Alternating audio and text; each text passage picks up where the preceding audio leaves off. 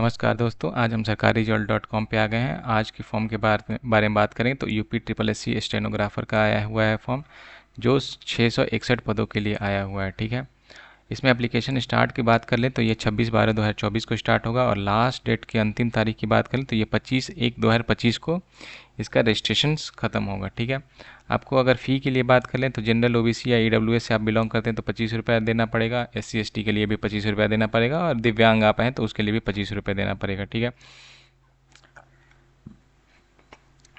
अगर post name का बात कर ले तो अभी स्टेनोग्राफर है, टोटल 661 पोस्ट आए हैं। यूपी आपके पास क्या क्या होना चाहिए तब आप एलिजिबल है इस पोस्ट के लिए, तो आपके पास यूपी ट्रिपल एस सी का पेट जो ने आपने एग्ज़ाम दिया होगा 2023 में, उसका स्कोर कार्ड होना अनिवार्य है आपके पास। +2 का आपका पास इंटरमीडिएट एग्जाम पास होना जरूरी है। ठीक है, हिंदी आपका स्टेनोग्राफर 80 वर्ड पर मिनट स्पीड होनी चाहिए और हिंदी टाइपराइटिंग स्पीड 25 वर्ड पर मिनट होना चाहिए। उसके अलावा NIE LIT ट्रिपल सी का आप एग्ज़ाम पास होना चाहिए, इसके पास आपके पास सर्टिफिकेशन इस चीज़ का होना चाहिए।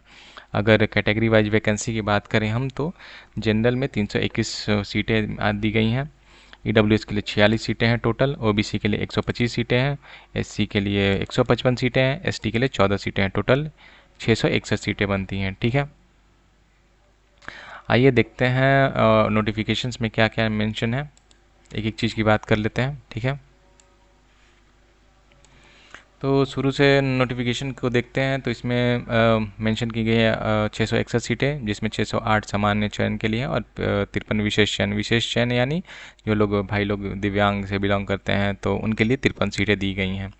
ठीक है, अब कहाँ से आप ये फॉर्म भर सकते हैं, ये आप फॉर्म भरने के लिए uptripplesc.government.in वेबसाइट पर विजिट कर सकते हैं, वहाँ आप जाके ये फॉर्म को फिलअप कर सकते हैं।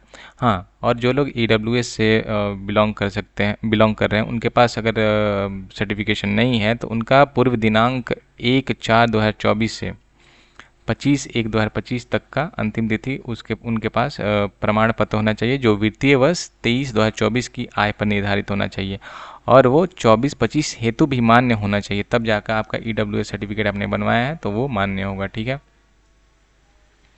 आपको फॉर्म फिलअप करने के लिए फ़ोटो सिग्नेचर होना चाहिए और अन्य विवरण और अन्य डिटेल्स लाइक आप के डॉक्यूमेंटेशन का बात कर लें तो आपके पास जाति प्रमाण पत्र होना चाहिए, EWS से भर रहे हैं तो EWS का सर्टिफिकेट होना चाहिए, डोमिसाइल होना चाहिए। तो ये सब सारी अभी आप एक जुटा लेंगे, आपके पास एकत्रित कर लेंगे। ठीक है, अगर हम लोग तो ये ऑलरेडी बात कर चुके हैं, अनारक्षित अन्य पिछड़ा वर्ग अनुसूचित जनजाति और जनजाति के लिए 25 रुपये आपको पे करना होगा इस फॉर्म के लिए। ठीक है, हाँ, अब हम बात कर लेते हैं कुल विज्ञापित पदों की संख्या और उनके सापेक्ष लंबवंत आरक्षण के विवरण। ठीक है, तो ये सारे दिए हुए हैं नोटिफिकेशंस में कि कौन कौन से विभाग के नाम हैं, उनके पद के नाम मेंशन किए गए हैं यहाँ पे। जिस आपको विभाग में आपको जाना हो, यहाँ पे आप आके देख सकते हैं कितना उसके न्यूनतम वेतन है, कितने उसमें सीट्स हैं, कितने जैसे कि यहाँ पे हम देख सकते हैं राज्य के आयुक्त कार्यालय के लिए जिसका पद नाम अशुपालिका है, अगर लेवल 5 की ये पोस्ट है, वेतन की बात कर लें तो न्यूनतम 29,200 वेतन है, अधिकतम जाएगा 92,300 तक। इसमें कितना अनारक्षित सीट के लिए है 117, आरक्षित लोगों के लिए है, अनुसूचित जाति के लिए 32 सीटें हैं, अनुसूचित जनजाति के लिए 10 सीटें। तो ये आप डाउनलोड करके नोटिफिकेशन देख सकते हैं कि कितना इसमें सीटें हैं और कौन कौन से पद के लिए कितनी सीटें आपको अलॉट की गई हैं, और जिसमें आपको जाना हो उसके अनुसार आप अपनी तैयारी कर सकते हैं। ठीक है, इतना तो आप समझ गए।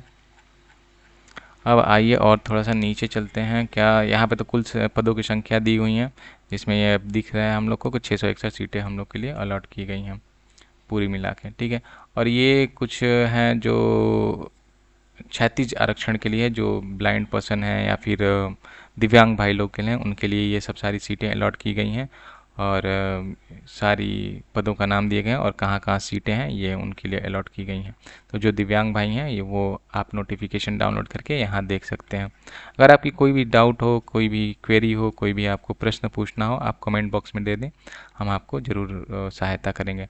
अगर आप आर्थिक रूप से कमज़ोर वर्ग में आते हो तो कब आएंगे, जब आपका आय 8 लाख से कम हो, आपकी पूरी आपकी आय नहीं, आपकी पूरी फैमिली के, जिसके भी स्रोत वेतन हो सकता है, कृषि हो सकता है, व्यापार हो सकता है या व्यवसाय हो सकता है, कोई भी स्रोत हो, पूरे आपके परिवार की आय इससे कम होनी चाहिए, 8 लाख से कम होनी चाहिए, तब आप EWS सर्टिफिकेट में आते हैं और आपको इसमें 10% का आरक्षण मिलता है। ठीक है, आप एक सर्विसमैन हैं तो भी आपको कुछ आरक्षण मिल जाएगा।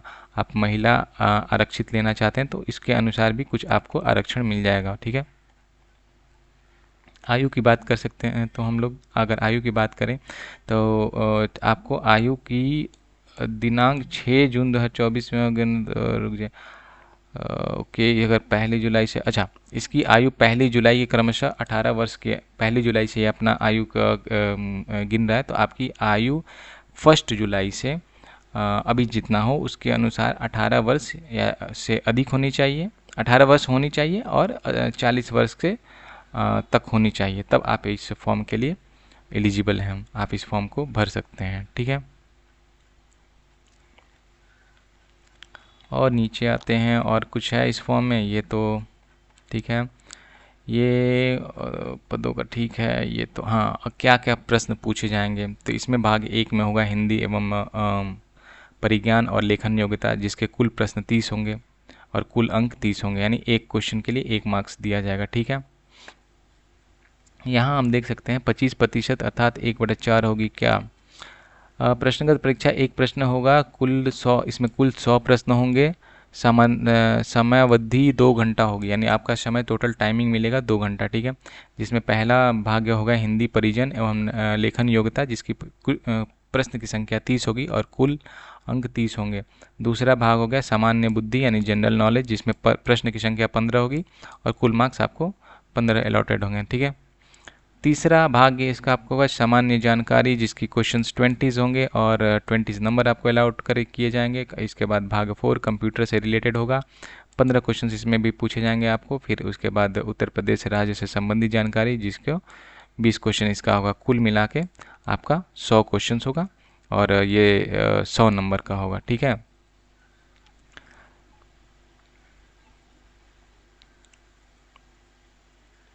आपको इसमें उपयुक्त परीक्षा हेतु प्रत्येक गलत उत्तर के लिए त्रिडाय अंकन निगेटिव मार्किंग का प्रावधान है, जो उस प्रश्न हेतु निर्धारित अंक के 25%।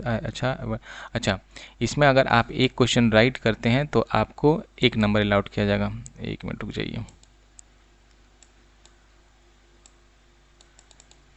अगर आप में इसमें एक क्वेश्चन आप राइट करते हैं तो आपको 1 नंबर अलॉट किया जाएगा, लेकिन वही आप क्वेश्चन गलती करते हैं तो आपका 1/4 मार्क्स काट लिया जाएगा। ठीक है, इसका कहने का मतलब यही है, अगर आप एक क्वेश्चन सही करते हैं तो उसका आपको 1 नंबर दिया जाएगा, अगर आप उस प्रश्न को गलती करते हैं तो 1/4 मार्क्स आपका घटा दिया जाएगा पूरे सही आंसर में से। ठीक है, इसमें आप देख सकते हैं हिंदी परिज्ञान लेखन योजना योग्यता, इसमें सारे कुछ दिए हुए हैं। आप ये जो भी एडवर्टाइजमेंट है इसका आप वेबसाइट से डाउनलोड करके आप देख सकते हैं इसमें क्या क्या पूछे जाएंगे।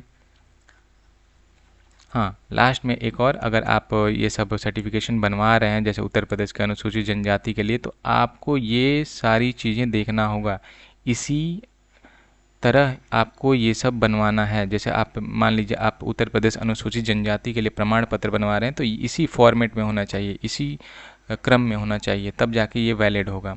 अन्यथा आप किसी और क्रम में बनवाते हैं तो ये इनवैलिड माना जाएगा। तो ये आप, अगेन मैं बोल रहा हूँ, ये आप डाउनलोड करके और ये देख लीजिए किस फॉर्मेट में दिया गया है। जैसे आप मान लीजिए उत्तर प्रदेश अनुसूचित जनजाति के लिए प्रमाण पत्र बनवा रहे हैं तो इसी फॉर्मेट में होना चाहिए, जो ये फॉर्मेट दिया गया है, तब वो मान्य होगा। आप जब उसको फिलअप करेंगे तो ये वैसे ही दिया हुआ है, उत्तर प्रदेश पिछड़ी जनजाति के लिए प्रमाण पत्र इसी फॉर्मेट में होना चाहिए। ठीक है,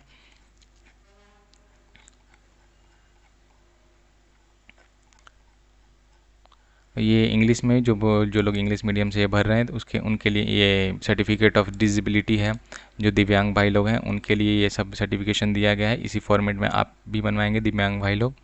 ठीक है, आपको ये सब सबमिट करना पड़ेगा। जो भी आप दिव्यांग भाई लोग इस फॉर्म को भरेंगे, ये सारे चीज़ आपको इसी फॉर्मेट में बनवा के सबमिट करना पड़ेगा, अन्यथा आपका फॉर्म रिजेक्ट होने के ज़्यादा चांसेस हैं।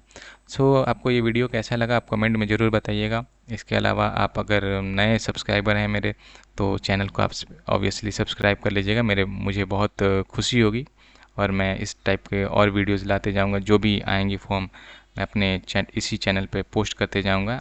और मैं जल्द ही प्रीवियस ईयर शुरू करने वाला हूँ। सारे प्रीवियस ईयर्स जितने भी हैं, इसके जो भी क्वेश्चंस पूछे गए हैं, तो मैं सारे प्रीवियस ईयर्स की सारे वीडियोस बनाऊंगा इसी चैनल पे। तो आप एक काम कर सकते हैं, आप सब्सक्राइब कर सकते हैं चैनल, और इस वीडियो को एक लाइक देख सकते हैं, लाइक दे दें। सो आपका दिन मंगलमय हो। धन्यवाद।